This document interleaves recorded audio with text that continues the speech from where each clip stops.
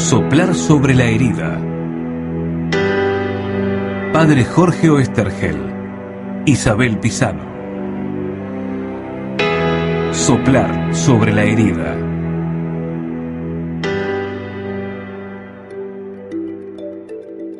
Hoy en día, que estamos metidos de cabeza en la multiculturalidad y en donde todos los pueblos se están mezclando por todos lados, adquiere mayor fuerza y mayor belleza este tema de los reyes y de los magos venidos de Oriente. Tenemos como un modelo de cómo Jesús nació absolutamente para todos. Auspicia este programa. Todos los libros en La Cueva, con todas las tarjetas de crédito. Avenida Arias 2354, Castelar.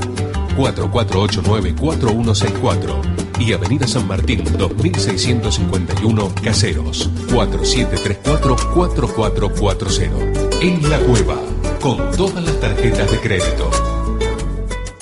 Hola, ¿cómo les va?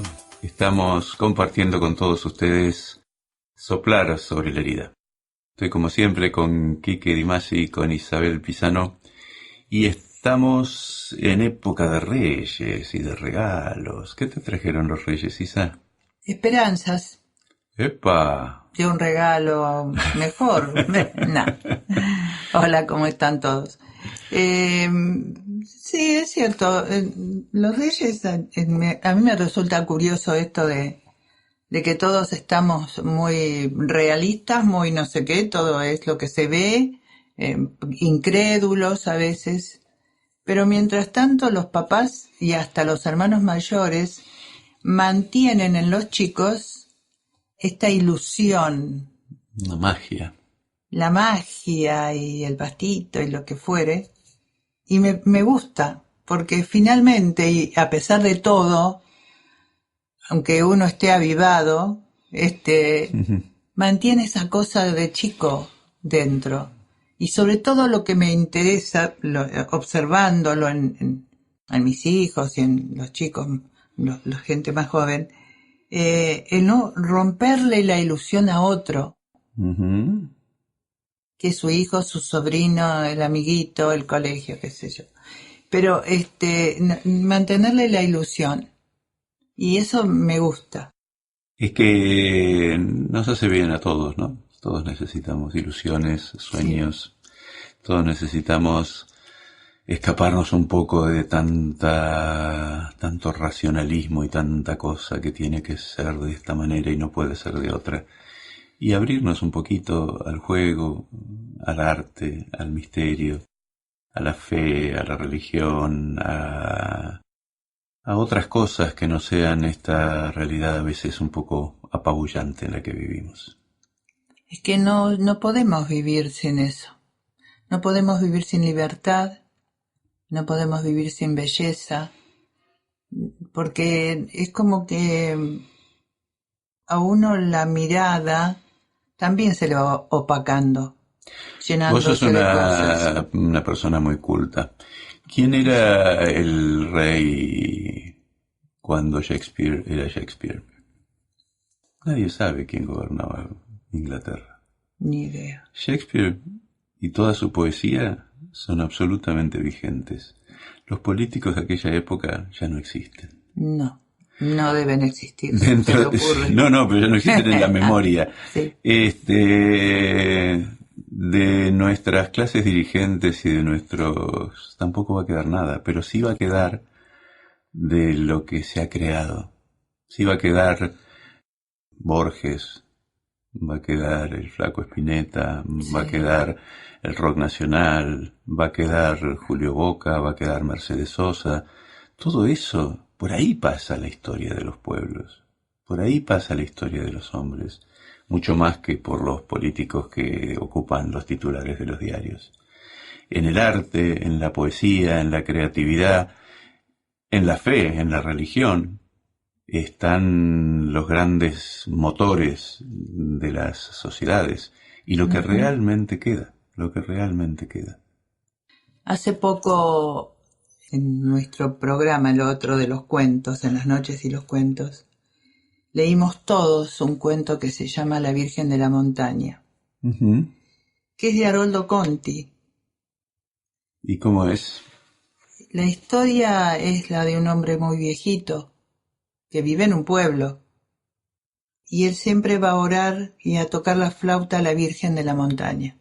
Ujú. Y evidentemente cuando ya siente que su vida se va a acabar, la busca a la Virgen otra vez. Y la gente lo quiere mantener que, a ver, haces música, tocanos algo, te estamos esperando y no sé, todo el mundo quiere retenerlo y él dijo no. Y se va a la Virgen de la Montaña. Pero dentro de todo lo que tiene de bien escrito y que lo haya hecho Haroldo Conti, tiene esta cosa de la infancia y esta fe recibida y esta confianza en la Virgen como madre, como protectora, y vuelve a eso al final de su vida. Entonces me quedé pensando en lo que es la cultura de los pueblos. Claro.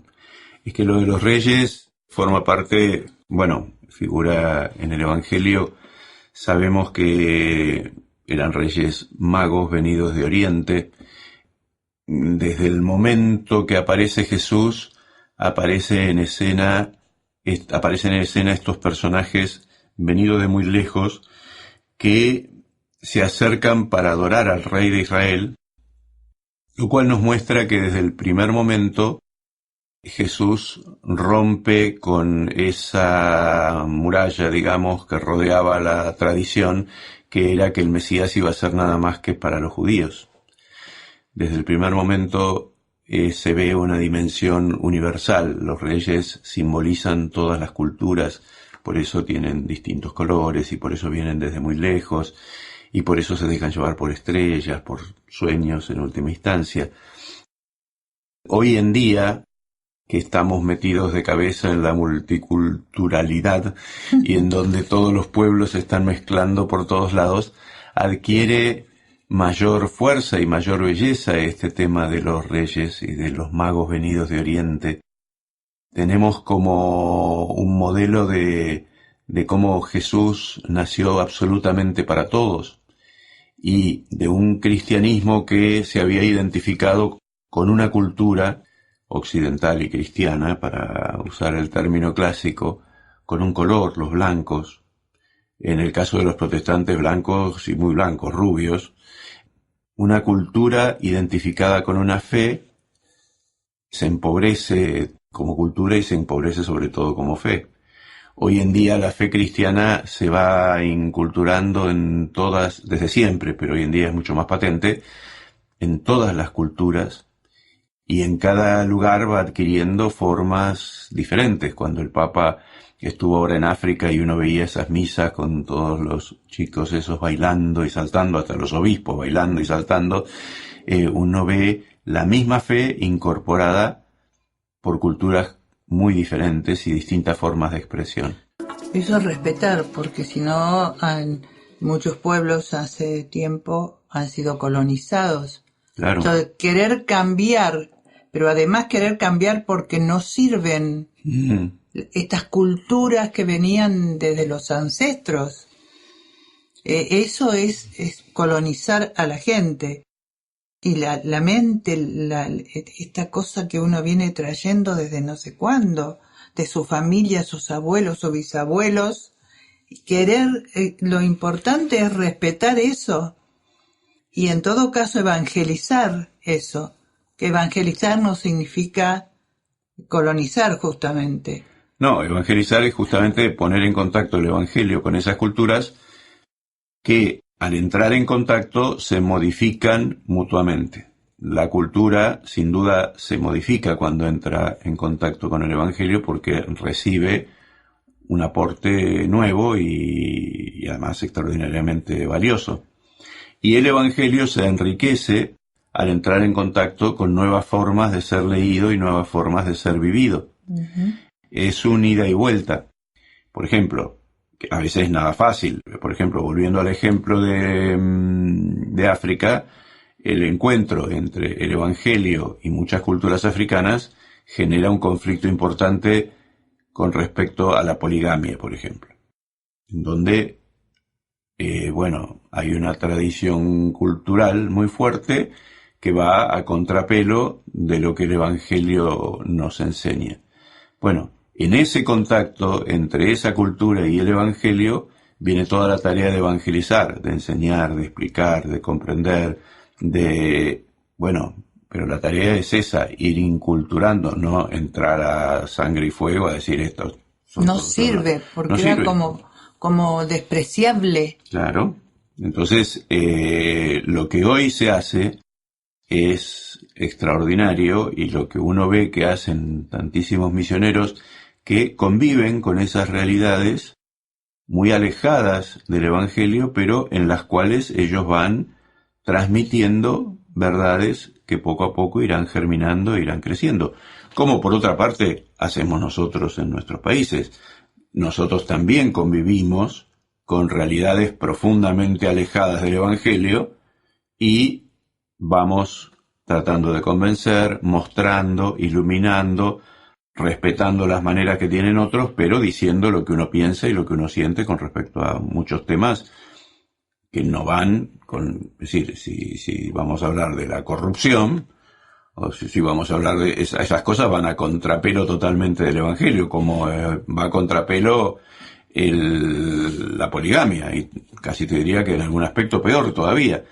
Pero, es característica de muchas de nuestras culturas eso. Bueno, en esa cultura hay que vivir, ahí hay que predicar, ahí hay que enseñar, y ahí hay que buscar la manera de que el Evangelio vaya empapando esas realidades. Además, el hecho de encontrar coincidencias, porque todos los pueblos tienen por ahí una forma que uno no entiende, pero en general los pueblos tienen esto de respetarse, sobre todo de colaborar, de ser solidarios. Sí. Los pueblos tienen esto, incluso las religiones. El hermano es importante. Esa es nuestra coincidencia, el buscar la coincidencia. La coincidencia es el querer estar en paz. La palabra católico quiere decir universal. Sí. La manera que tenemos los católicos de proponernos el mundo es un mundo en donde realmente quepamos todos. La verdad es que lo normal entre las culturas es ser solidario con los miembros de su cultura, no con esta visión de que cabemos todos. En general hay una de las barreras que hay que superar es esa. Hay pueblos inmensos, como China, que no tienen la expresión extranjero. No. Solamente tienen la expresión enemigo. Enemigo, sí. Entonces, hay culturas inmensas en donde la tarea de evangelización que hay por delante es descomunal. ¿Por qué? Porque el hecho de que sea una cultura, y una cultura milenaria, no quiere decir que todo lo que integra esa cultura sea válido. Todo lo que integra esa cultura hay que compararlo con el valor de las personas y el valor de una familia universal, no solamente en sí mismo. Por eso a veces, en algunos casos, es una reacción frente a una acción. Digo, primero te atacan, entonces reaccionás y vivís reaccionando de la misma manera. A mí me da la impresión, no conozco algo de la cultura, de la historia de China, no mucho. Pero digo, es como una reacción que a lo mejor vino después de una acción, como mecanismo de defensa, digo, hacia adentro, porque si no nos atacan. A ver, la palabra China quiere decir centro del mundo. Para ellos son el centro del mundo y todo lo demás es un suburbio que no existe o que es a dominar. Entonces, hay muchas culturas que tienen esa visión. De hecho, Occidente tuvo esa visión. Sí, parece y desde esa visión colonizó. Claro. Entonces, hoy en día en Occidente estamos logrando cambiar, en buena medida gracias a la Iglesia Católica, estamos logrando modificar en parte esa realidad. En la medida en que seamos capaces de abrirnos realmente a culturas diferentes y a compartir pero para eso hace falta que la cultura diferente también tenga ganas de integrarse. Claro. Y bueno, si no sacude el Mm. polvo de tus sandalias. Sí, el problema es que cuando al que le sacudís el polvo de las sandalias está cargado de armas atómicas. Bueno, entonces no es tan fácil. Extremista. No es tan fácil. Hay que encontrar la manera de convivir con gente que muchas veces no quiere convivir. Sí. Y entonces, si estuviéramos ahora en Medio Oriente o estuviéramos en Siria haciendo este programa en donde a otros cristianos les están cortando la cabeza, yo creo que diría lo mismo, pero entiendo que mucha gente no me entendiera. No es construir esa paz universal a la que aspiramos, no es una cosa que se hace solamente diciendo frases lindas. Y desde ya no. Eso es lo difícil y son como desafíos. Sí. Pero claro, esa sería la parte negativa, ¿no? No es eso evangélico, ni creo que las cabezas de las religiones no hablaban de esa manera. No, pero bueno, después uno se encuentra con esas realidades. En cualquier caso... Es la implementación de querer tener poder, y por eso a veces, en algunos casos, es una reacción frente a una acción. Primero te atacan, entonces reaccionás y vivís reaccionando de la misma manera, sin aprender que se puede convivir de otra. Uh-huh. Pero bueno, esto los reyes nos han llevado por allí. Es que los Reyes Magos, en realidad, en el Evangelio, plantean una cuestión, por un lado, pintoresca que ha llegado hasta nosotros con esa tradición de los regalos, pero plantean de entrada un problema muy serio para el pueblo de Israel, que es que ese Mesías ha venido para todos, no solamente para ellos.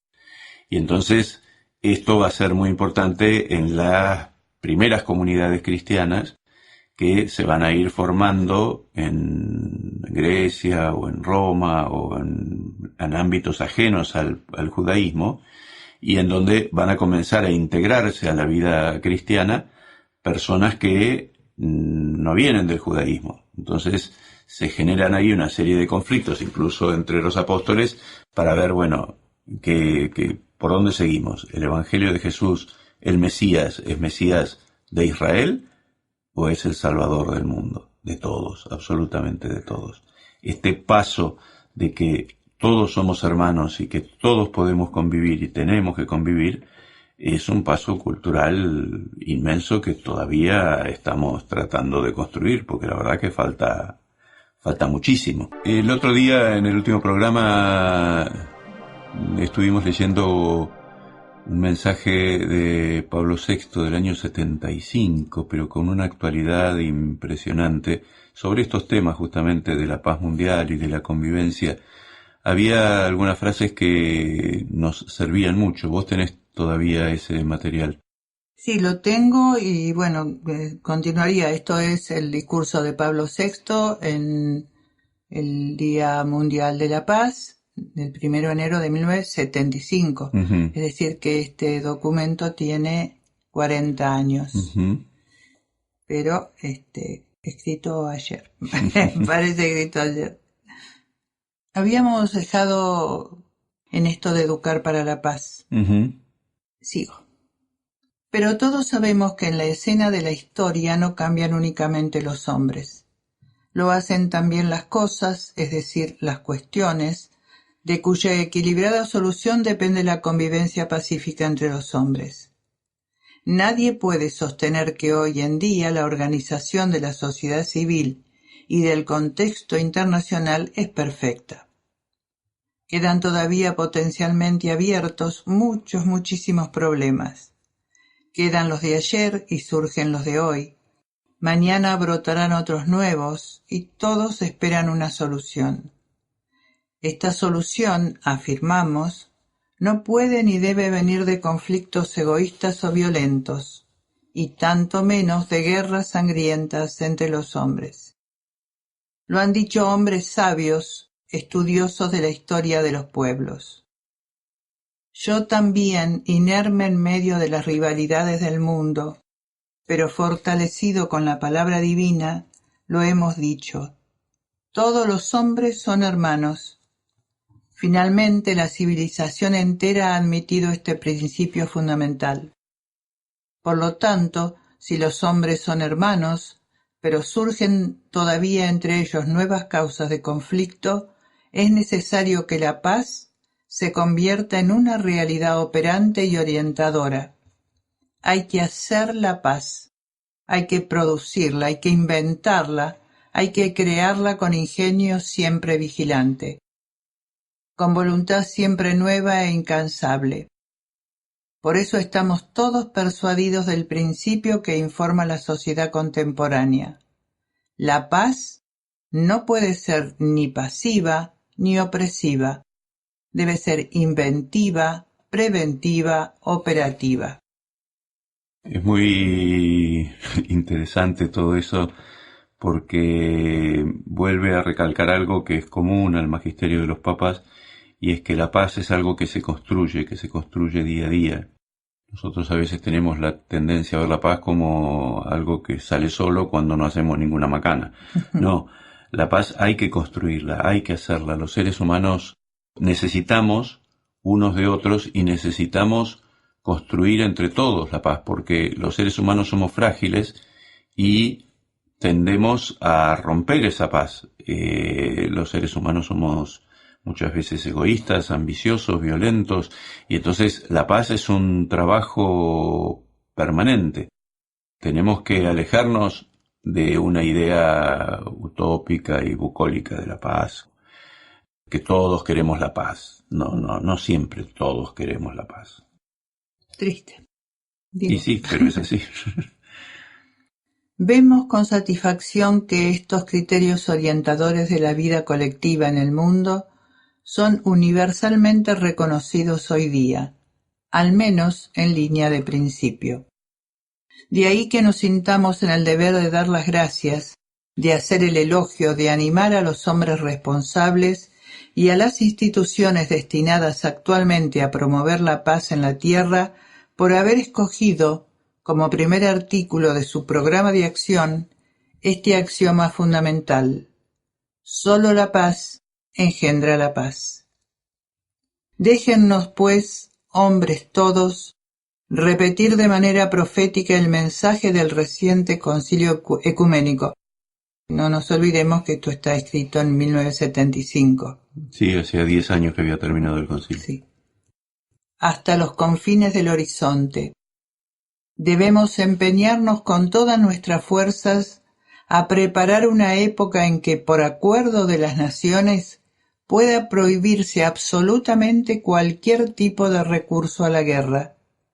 La paz ha de nacer de la mutua confianza de los pueblos y no debe ser impuesta a las naciones por el terror de las armas. Todo eso en el contexto de la Guerra Fría era un mensaje muy importante. Visto ahora, conserva su actualidad, pero la verdad es que lo que hoy nos desafía no es tanto un conflicto entre naciones, sino un conflicto con grupos, fundamentalmente con los grupos terroristas, con los fundamentalismos de determinadas religiones, que se han convertido en una amenaza a la paz mundial y que han generado una situación muy especial, y es que las grandes naciones cuentan con todos los elementos técnicos, por decir así, para borrarlos de la faz de la tierra, pero son pueblos a los que no les importa que los maten y que no están en un lugar y en una nación, sino que están presentes en muchas naciones. Y entonces ves países con todo el poderío de Estados Unidos o de Rusia o de Francia, que se enfrentan con gente a la que no le importa que la maten. Entonces, si al otro no le importa que lo maten, ¿para qué te sirve tu arma? No te sirve para nada. Entonces, es una situación ahora completamente nueva y mucho más necesitada de un trabajo, justamente lo que decía el Papa Pablo VI en lo que leíste hace un ratito más antes, de un trabajo de educación. Ya no es suficiente tener armas para controlar al que está dispuesto a romper la paz. Tenés que convencerlo, tenés que integrarlo, tenés que amarlo en última instancia y verlo, como decía también hace un ratito, como hermano. Y lograr que él me vea como hermano. Entonces, es un trabajo mucho más profundo y mucho más difícil, y hoy en día, para lo cual está clamando, no más que reclamando, el Papa Francisco, es justamente eso. Tenemos que encontrar los espacios de diálogo y de encuentro que permitan romper con ese aislamiento para que las culturas se encuentren de una manera diferente. Esto dice el Concilio Vaticano II, ¿no? Mencionando Pablo VI. Los que gobiernan a los pueblos, que son garantes del bien común de la propia nación y al mismo tiempo promotores del bien de todo el mundo, dependen enormemente de las opiniones y de los sentimientos de las multitudes. Nada les aprovecha trabajar en la construcción de la paz mientras los sentimientos de hostilidad, de menosprecio y de desconfianza, los odios raciales y las ideologías obstinadas dividen a los hombres y los enfrentan entre sí. Bueno, eso era lo que estábamos diciendo y lo que hoy en día se nos plantea como un enorme desafío. Detrás de esta imagen con la que comenzamos de los Reyes Magos está el tema de la multiculturalidad y de la necesidad de convivir diferentes credos, diferentes naciones, diferentes tradiciones. Ese es el enorme desafío que tenemos por delante y al cual la Iglesia desde hace mucho tiempo, como lo demuestra el texto que estábamos leyendo, y el Papa Francisco en nuestros días nos está animando, invitando permanentemente. Aterricémoslo también a nuestra realidad, porque si no nos quedamos nada más que en conflictos internacionales. En nuestra realidad también hay marginación, también hay exclusión, también hay personas que no pueden ocupar su lugar porque se las deja de lado, porque sobran en una sociedad, y eso es la semilla de futuras violencias y de futuros dolores. Así que vamos a ir escuchando muy atentamente en nuestro corazón todo lo que nos dicen los papas sobre esto. Estamos terminando otro programa de Soplar sobre la herida. Los invitamos, como siempre, a encontrarnos en www.soplarsobrelerida.com y si están en Facebook, háganse amigos de Soplar sobre la herida. Quería leer una frase de Pablo VI que tengo acá y que tiene que ver con el título del documento. No basta una paz impuesta, una paz utilitaria y provisoria. Hay que tender a una paz amada, libre, fraterna, es decir, fundada en la reconciliación de los ánimos. Gracias, muchas gracias por acompañarnos. Los invito para el próximo programa de Soplar sobre la herida.